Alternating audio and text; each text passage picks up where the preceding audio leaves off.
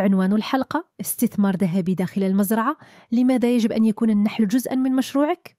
تخيل أنك تضيف مشروعاً صغيراً داخل مزرعتك لا يحتاج لمساحة كبيرة ولا كهرباء ولا حتى عمالة مستمرة، ومع ذلك يعطيك عسلاً نقياً ويزيد من إنتاج الخضروات والفواكه ويحمي مزروعاتك ويجذب التنوع البيولوجي إلى أرضك. هل يبدو ذلك مثالياً؟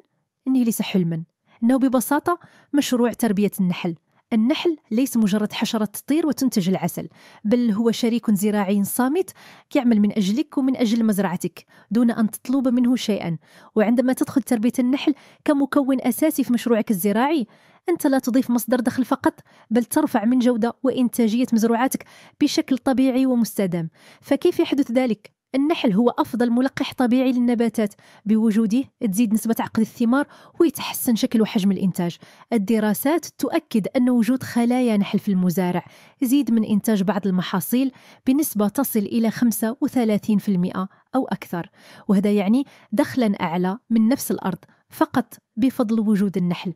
أما من الناحية الاستثمارية، فالنحل يعد من أرخص المشاريع الزراعية.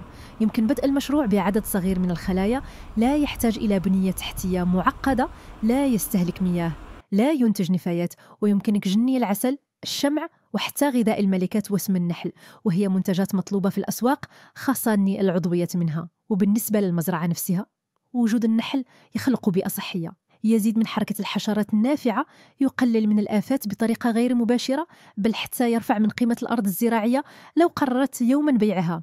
ولن تحتاج أنك تكون خبيرا لتبدأي تربية النحل، يمكن تعلمها بسهولة. وشوك اليوم دورات وتدريبات محلية وعبر الإنترنت تشرح كل التفاصيل. المهم هو أنك تبدأ بأساس صحيح، بخلايا قوية، وبموقع مناسب داخل المزرعة بعيد عن الرياح وآمن من الحيوانات والمواد الكيميائية. إدخال النحل إلى المزرعة ليس فقط استثمارا ذكيا، بل أيضا خيار بيئي مستدام ومصدر فخر لكل فلاح أو صاحب أرض يهتم بالأرض والطبيعة. فكر في الأمر: قطعة أرض بسيطة وبعض الخلايا، ومع قليل من الصبر ستحصل على ذهب سائل وعلى مزرعة أكثر إنتاجا وأرض أكثر حياة.